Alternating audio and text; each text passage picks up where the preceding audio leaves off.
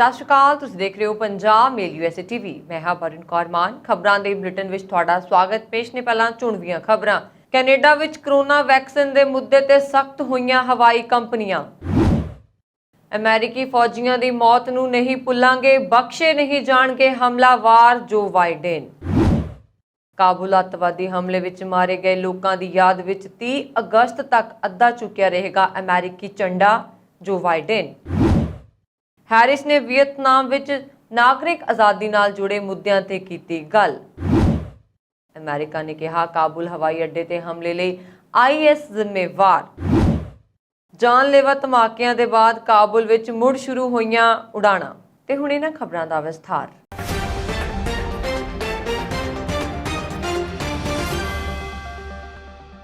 दुनिया के दूजे मुल्कों की तरह कैनेडा विच कोरोना वैक्सीनेशन प्रक्रिया तेजी नाल चल रही है। फैडरल सरकार ने आवाजाही खेतर नाल जुड़े कामिਆਂ ਲਈ वैक्सीन लाजमी कर दी है ਅਤੇ अक्तूबर महीने के अंत तक टीकाकरण मुकम्मल करने के हुक्म दिते ने।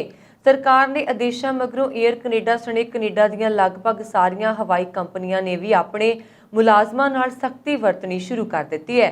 एयर कनेडा ने हुक्म जारी किए ने कि ਜਿਹੜੇ भी मुलाजमान ने 30 अक्तूबर तक कोरोना का टीका नहीं लवाया तो उन्होंने छुट्टी कर दी जाएगी ਜਾਂ फिर उन्होंने बगैर तनख्वाह तो छुट्टी ते भेज दिता जाएगा। इस तो इलावा नवे भर्ती किए जाने वाले मुलाजमान लिए भी फुल वैक्सीनेशन की शर्त रखी गई है। हालांकि उन्होंने मुलाजमान छूट दी जाएगी ਜਿਹੜੇ मैडिकल कारणों करके वैक्सीन नहीं लगवा सकते। एयर कनेडा की तरह डेल्टा एयरलाइन ने भी अपने कामिਆਂ ਲਈ निर्देश जारी किए हैं जिन्हां विच कहा गया है कि ਜਿਹੜੇ मुलाजम कोरोना का टीका नहीं लगवाउणगे उन्होंने कंपनी द्वारा चलाए जा रहे हैल्थ केयर प्लान राही हर महीने $200 का भुगतान करना पएगा। इस तरह होरना हवाई कंपनियां ने भी कोविड-19 वैक्सीन ना लगवाउण वाले अपने कामिਆਂ ते सख्ती वरतण दे रौं विच हन। उन्हां वल्लों ਵੱਖ-ਵੱਖ हुक्म जारी किए जा रहे हैं। हवाई कंपनियां वल्लों जिथे अपने मुलाजमां दा टीकाकरण करवाया जा रहा उत्थे सेहत विभाग वल्लों कोरोना संबंधी जारी किए गए सारे नियमों की पालना भी सख्ती नाल करवाई जा रही है। अमेरिकी राष्ट्रपति जो बाइडन काबुल हवाई अड्डे ते धमाके तो बाद लाइव होए।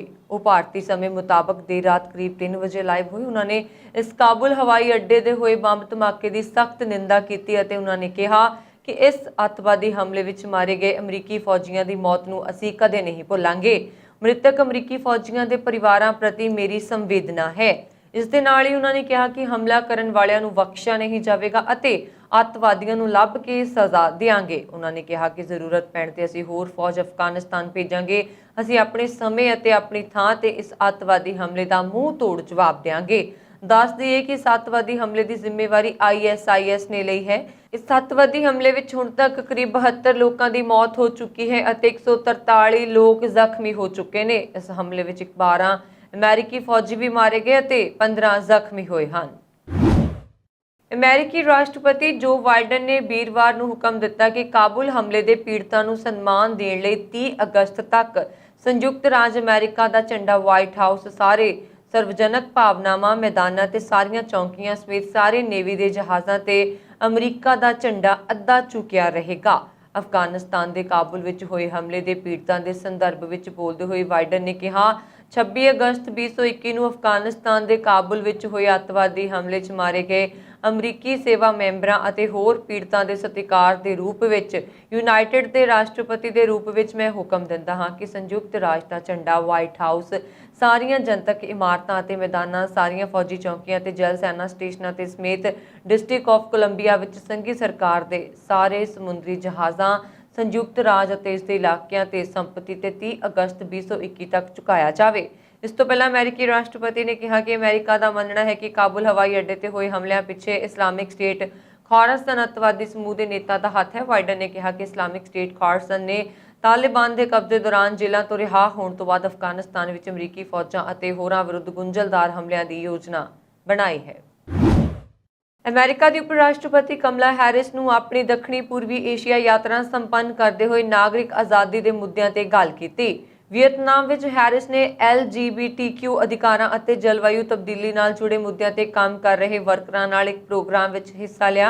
हैरिस ने कहा कि जेकर सानूं उन्हां चुनौतियों का सामना करना है तो इसका सामना ਸਹਿਯੋਗਾਤਮਕ ਤਰੀਕੇ ਨਾਲ ਕਰਨ ਦੀ ਲੋੜ ਹੈ। ਸਾਨੂੰ ਹਰ ਖੇਤਰ ਵਿੱਚ ਲੋਕਾਂ ਨੂੰ ਮਜ਼ਬੂਤ ਬਣਾਉਣਾ ਚਾਹੀਦਾ ਹੈ, ਜਿਸ ਵਿੱਚ ਯਕੀਨਨ ਸਰਕਾਰ ਅਤੇ ਉਸ ਦੇ ਨਾਲ ਹੀ ਭਾਈਚਾਰੇ ਦੇ ਨੇਤਾ, ਵਪਾਰ ਜਗਤ ਦੇ ਲੋਕ, ਨਾਗਰਿਕ ਸਮਾਜ ਵੀ ਸ਼ਾਮਲ ਹਨ।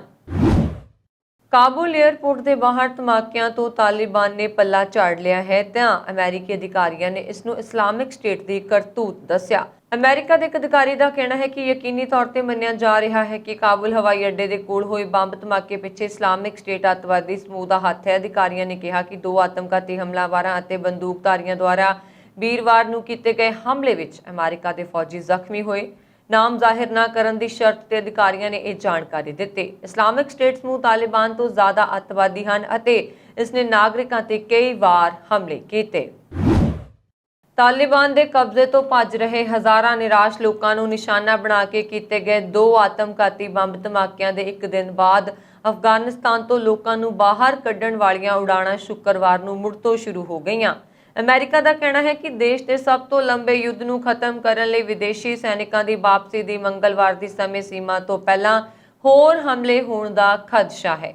ਕਾਬੁਲ ਦੇ ਵਸਨੀਕਾਂ ਨੇ ਦੱਸਿਆ ਕਿ ਸ਼ੁੱਕਰਵਾਰ ਸਵੇਰ ਤੋਂ ਕਈ ਜਹਾਜ਼ ਉਡਾਣ ਭਰ ਚੁੱਕੇ ਨੇ। ਅਫਗਾਨ ਅਤੇ ਅਮਰੀਕੀ ਅਧਿਕਾਰੀਆਂ ਨੇ ਦੱਸਿਆ ਕਿ ਅਗਸਤ 2011 ਦੇ ਬਾਅਦ ਤੋਂ ਅਫਗਾਨਿਸਤਾਨ ਵਿੱਚ ਅਮਰੀਕੀ ਸੈਨਾ ਲਈ ਸਭ ਤੋਂ ਖਤਰਨਾਕ ਦਿਨ ਵਿੱਚ ਕਾਬੁਲ ਦੇ ਅੰਤਰਰਾਸ਼ਟਰੀ ਹਵਾਈ ਅੱਡੇ ਨੇੜੇ ਵੀਰਵਾਰ ਨੂੰ ਹੋਏ ਬੰਬ ਧਮਾਕਿਆਂ ਵਿੱਚ ਘੱਟੋ-ਘੱਟ 60 ਅਫਗਾਨ ਅਤੇ 13 ਅਮਰੀਕੀ ਸੈਨਿਕ ਮਾਰੇ ਗਏ। ਕਾਬੁਲ 에ਅਰਪੋਰਟ ਤੇ ਸੀਰੀਅਲ ਬੰਬ ਧਮਾਕੇ ਬਾਅਦ ਕਾਜ਼ਖਸਤਾਨ ਦੇ ਮਿਲਟਰੀ ਬੇਸ ਤੇ ਵੱਡਾ ਧਮਾਕਾ ਹੋਇਆ। ਕਾਜ਼ਖਸਤਾਨ ਦੇ ਰੱਖਿਆ ਮੰਤਰੀ ਨੂਰਲਾਨ ਜ਼ਰਮੇਕਵਾਇਵ ਨੇ ਸ਼ੁੱਕਰਵਾਰ ਨੂੰ ਦੱਸਿਆ ਕਿ ਦੱਖਣੀ ਕਾਜ਼ਖਸਤਾਨ ਦੇ ਸ਼ਹਿਰ ਤਾਰਜ਼ ਵਿੱਚ ਸਿਲਸਿਲੇਵਾਰ ਵਿਸਫੋਟਕਾਂ 'ਚ 4 ਫੌਜੀ ਮਾਰੇ ਗਏ। ਕਾਜ਼ਖਸਤਾਨ ਦੇ ਦੱਖਣੀ ਪ੍ਰਾਂਤ ਚੰਬਲ ਵਿੱਚ ਹੋਏ ਇਨ੍ਹਾਂ ਸਿਲਸਿਲੇਵਾਰ ਧਮਾਕਿਆਂ ਵਿੱਚ 90 ਲੋਕ ਜ਼ਖਮੀ ਹੋਏ। ਉਪ ਰੱਖਿਆ ਮੰਤਰੀ ਨੇ ਦੱਸਿਆ ਕਿ ਅਚਾਨਕ ਲੱਗੀ ਅੱਗ ਤੋਂ ਬਾਅਦ ਉੱਥੇ ਰੱਖੇ ਵਿਸਫੋਟਕਾਂ ਨਾਲ ਭਰੇ ਕੇਂਦਰ ਤੇ ਵੀ ਅੱਗ ਲੱਗ ਗਈ। ਰੱਖਿਆ ਮੰਤਰੀ ਨੂਰਲਾਨ ਨੇ ਇੱਕ ਬਰੀਫਿੰਗ 'ਚ ਦੱਸਿਆ ਕਿ ਇਹ ਸਪਸ਼ਟ ਨਹੀਂ ਹੈ ਕਿ ਜ਼ਾਮਲ ਪ੍ਰਾਂਤ ਵਿੱਚ ਵੀਰਵਾਰ ਨੂੰ ਅੱਗ ਲੱਗਣ ਦਾ ਕੀ ਕਾਰਨ ਰਿਹਾ ਹੋਵੇਗਾ, ਜਿੱਥੇ ਵਿਸਫੋਟਕ ਰੱਖੇ ਗਏ ਸਨ। ਉਹਨਾਂ ਨੇ ਕਿਹਾ ਕਿ ਅੱਗ ਬੁਝਾਉਣ ਦੀ ਕੋਸ਼ਿਸ਼ ਵਿੱਚ ਫੌਜੀਆਂ ਦੀ ਮੌਤ ਹੋ ਗਈ, ਜਿਸ ਤੋਂ ਬਾਅਦ ਇੱਕ 10 ਧਮਾਕੇ ਹੋ ਗਏ। ਉਹਨਾਂ ਨੇ ਕਿਹਾ ਕਿ ਸੰਗ੍ਰਹਿਤ ਵਿਸਫੋਟਕ 2019 ਦੀ ਇਸੇ ਤਰ੍ਹਾਂ ਦੀ ਘਟਨਾ ਆਇਰਸ ਸ਼ਹਿਰ ਵਿੱਚ ਇੱਕ ਬੇਸ ਤੇ ਵੀ ਹੋਈ ਸੀ, ਜਿਸ ਵਿੱਚ 4 ਲੋਕ ਮਾਰੇ ਗਏ। ਫੌਜੀਆਂ ਦੇ ਟਿਕਾਣੇ ਦੇ ਬਾਹਰ ਹੋਏ ਧਮਾਕੇ ਤੋਂ ਬਾਅਦ ਆਸ-ਪਾਸ ਦੇ ਇਲਾਕਿਆਂ ਨੂੰ ਖਾਲੀ ਕਰਾ ਲਿਆ ਗਿਆ, ਨਾਲ ਹੀ ਲੋਕਾਂ ਨੂੰ ਦੂਸਰੇ ਸਥਾਨਾਂ ਤੇ ਪਹੁੰਚਾ ਦਿੱਤਾ ਗਿਆ। ਕਾਜ਼ਖਸਤਾਨ ਦੇ ਰੱਖਿਆ ਮੰਤਰਾਲੇ ਨੇ ਧਮਾਕਿਆਂ ਦੀ ਪੁਸ਼ਟੀ ਕੀਤੀ। ਕਾਜ਼ਖਸਤਾਨ ਦੇ ਰੱਖਿਆ ਮੰਤਰਾਲੇ ਅਨੁਸਾਰ ਜੈਂਬਲੀ 1 ਰੀਜਨ ਦੇ ਕੋਲ ਫੌਜ ਦੇ ਵੇਅਰ ਹਾਊਸ ਦੇ ਕੋਲ ਧਮਾਕਾ ਹੋਇਆ। ਰੱਖਿਆ ਮੰਤਰਾਲੇ ਵੱਲੋਂ ਡਿਪਟੀ ਡਿਫੈਂਸ ਮਿਨਿਸਟਰ ਦੀ ਅਗਵਾਈ 'ਚ ਇੱਕ ਜਾਂਚ ਕਮੇਟੀ ਦਾ ਗਠਨ ਕੀਤਾ ਹੈ।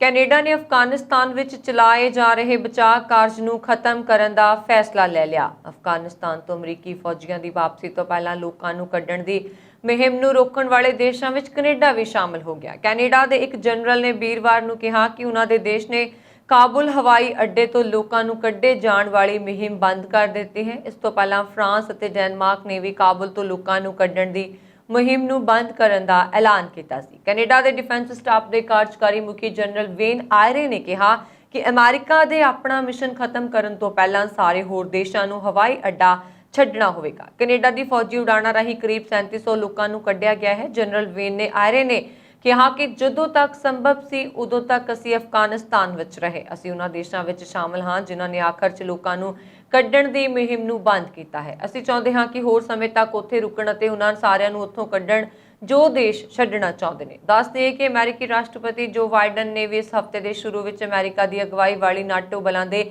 21 ਅਗਸਤ ਤੱਕ ਅਫਗਾਨਿਸਤਾਨ ਛੱਡਣ ਦੀ ਸਮੇਂ ਸੀਮਾ ਨੂੰ ਵਧਾਉਣ ਤੋਂ ਇਨਕਾਰ ਕਰ ਦਿੱਤਾ ਸੀ। ਫਰਾਂਸ ਦੇ ਪ੍ਰਧਾਨ ਮੰਤਰੀ ਜੀਆਂ ਕਾਸਤੇ ਨੇ ਫਰਾਂਸੀਸੀ ਰੇਡੀਓ RTL ਨੂੰ ਕਿਹਾ ਕਿ 31 ਅਗਸਤ ਤੱਕ ਅਫਗਾਨਿਸਤਾਨ ਤੋਂ ਅਮਰੀਕੀ ਫੌਜੀਆਂ ਦੀ ਵਾਪਸੀ ਕਾਰਨ ਅਸੀਂ ਕੱਲ੍ਹ ਸ਼ਾਮ ਤੋਂ ਬਾਅਦ ਕਾਬੁਲ ਹਵਾਈ ਅੱਡੇ ਤੋਂ ਲੋਕਾਂ ਨੂੰ ਨਹੀਂ ਕੱਢ ਸਕਾਂਗੇ।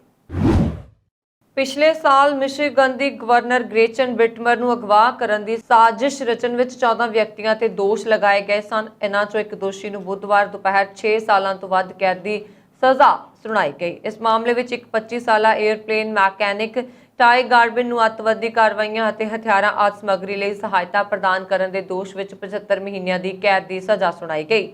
ਇਸ ਤੋਂ ਇਲਾਵਾ ਫਿਰ ਉਹ ਨਿਗਰਾਨੀ ਹੇਠ 3 ਸਾਲ ਬਿਤਾਏਗਾ ਤੇ ਗਾਰਬਿਨ ਨੂੰ $2500 ਦਾ ਜੁਰਮਾਨਾ ਵੀ ਲਗਾਇਆ ਗਿਆ।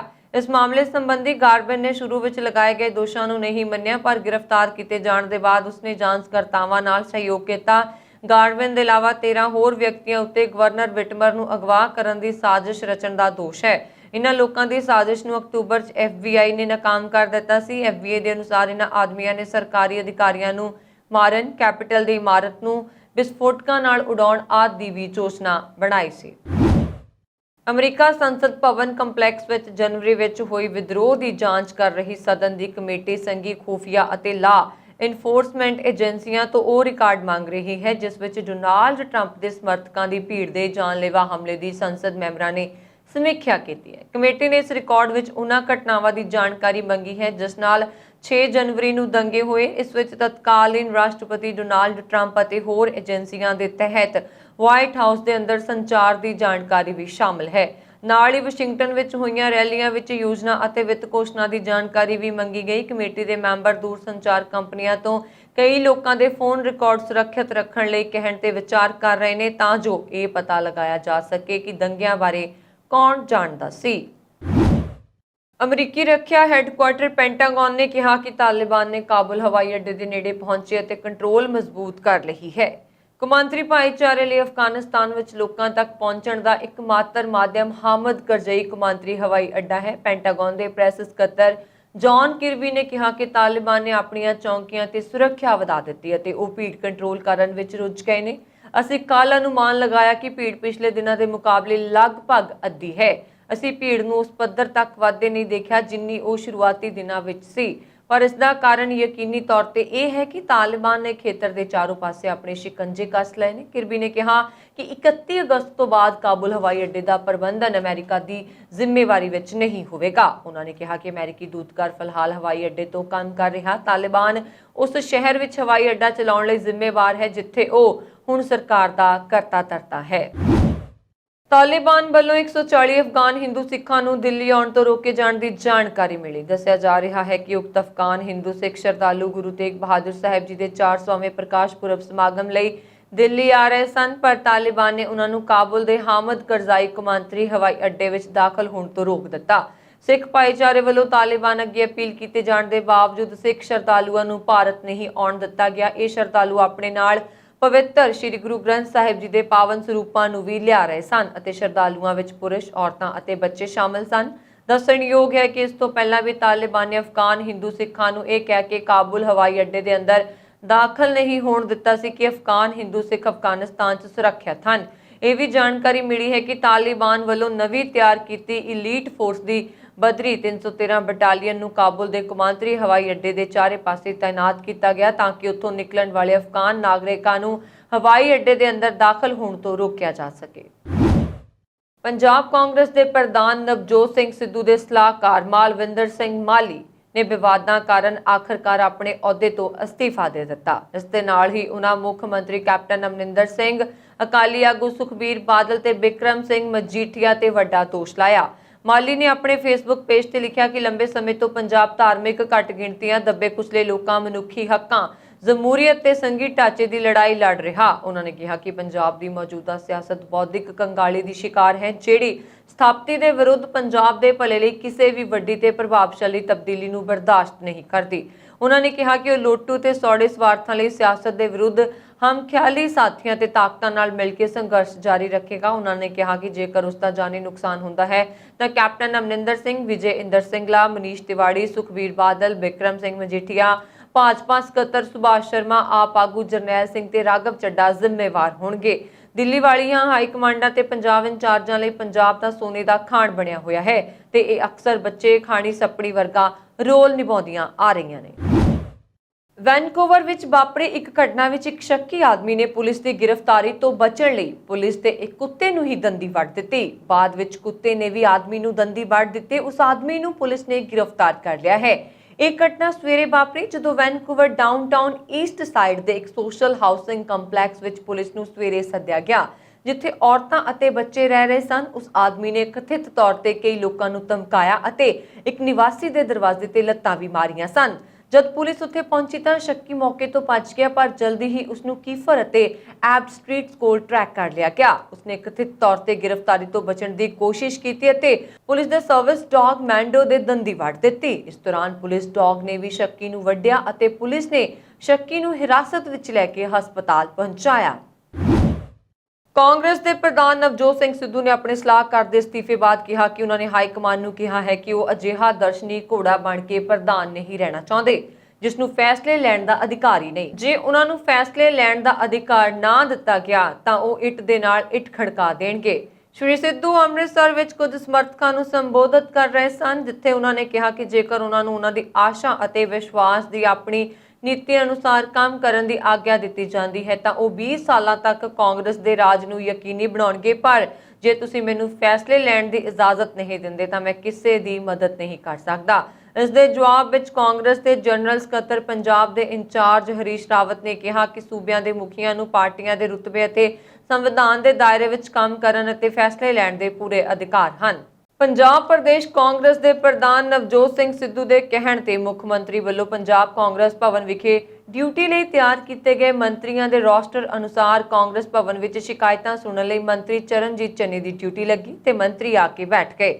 ਸੂਬਾ ਪ੍ਰਧਾਨ ਨਵਜੋਤ ਸਿੰਘ ਸਿੱਧੂ ਵੱਲੋਂ ਤਿਆਰ ਕੀਤੇ ਪ੍ਰੋਗਰਾਮ 5 ਦਿਨ ਪਹਿਲਾਂ 23 ਅਗਸਤ ਤੋਂ ਸ਼ੁਰੂ ਹੋਇਆ, ਪਰ ਸ਼ਿਕਾਇਤ ਲੈ ਕੇ ਆਏ ਇੱਕ ਵਿਅਕਤੀ ਦੇ ਕਾਰਨ ਉਹ ਅਜੇ ਵੀ ਪ੍ਰਗਟ ਦੇ ਦਫ਼ਤਰ ਵਿੱਚ ਸ਼ਿਕਾਇਤ ਲੈ ਕੇ ਆਉਣ ਵਾਲਿਆਂ ਦੀ ਉਡੀਕ ਕਰ ਰਹੇ ਨੇ। ਇਕਲੌਤਾ ਸ਼ਿਕਾਇਤਕਰਤਾ ਵੀ ਮੰਤਰੀ ਦੀ ਉਡੀਕ ਕਰ ਰਹੇ ਸੀ। ਤੁਹਾਨੂੰ ਦੱਸ ਦਈਏ ਕਿ ਇੱਕ ਵਾਰ ਫਿਰ ਪੰਜਾਬ ਕਾਂਗਰਸ ਵਿੱਚ ਹੰਗਾਮਾ ਮਚ ਗਿਆ। ਕੈਪਟਨ ਅਮਰਿੰਦਰ ਸਿੰਘ ਦੇ ਵਿਰੋਧੀ ਅਤੇ ਨਵਜੋਤ ਸਿੰਘ ਸਿੱਧੂ ਧੜੇ ਦੇ ਮੰਤਰੀ ਅਤੇ ਵਿਧਾਇਕ ਬਗਾਵਤ ਤੇ ਉਤਰ ਆਏ ਨੇ। ਉਹ ਕੈਪਟਨ ਨੂੰ ਹਟਾਉਣ ਲਈ ਦੇਹਰਾਦੂਨ ਵਿੱਚ ਹਰੀਸ਼ ਰਾਵਤ ਨੂੰ ਮਿਲਣ ਗਏ ਸਨ। ਹਾਲਾਂਕਿ ਰਾਵਤ ਨੇ ਸਪਸ਼ਟ ਕਰ ਦਿੱਤਾ ਹੈ ਕਿ ਇਹ ਪੰਜਾਬ ਦੇ ਕੈਪਟਨ ਅਮਰਿੰਦਰ ਸਿੰਘ ਹੀ ਰਹਿਣਗੇ। ਇੰਨਾ ਹੀ ਨਹੀਂ, ਰਾਵਤ ਨੇ ਕਿਹਾ ਕਿ ਅਗਲੀਆਂ ਚੋਣਾਂ ਵੀ ਕੈਪਟਨ ਅਮਰਿੰਦਰ ਸਿੰਘ ਦੀ ਅਗਵਾਈ ਵਿੱਚ ਲੜੀਆਂ ਜਾਣਗੀਆਂ। ਇਹ ਸਨ ਹੁਣ ਤੱਕ ਦੀਆਂ ਖਬਰਾਂ। ਮੈਨੂੰ ਵਰੁਣ ਕੌਰ ਮਾਨੂ ਦੀ ਆਗਿਆ। ਹੋਰ ਖਬਰਾਂ ਦੇ ਲਈ ਸਾਡਾ YouTube ਚੈਨਲ ਪੰਜਾਬ ਮੇਲ USA TV ਜ਼ਰੂਰ ਸਬਸਕ੍ਰਾਈਬ ਕਰੋ। ਸਤਿ ਸ਼੍ਰੀ ਅਕਾਲ।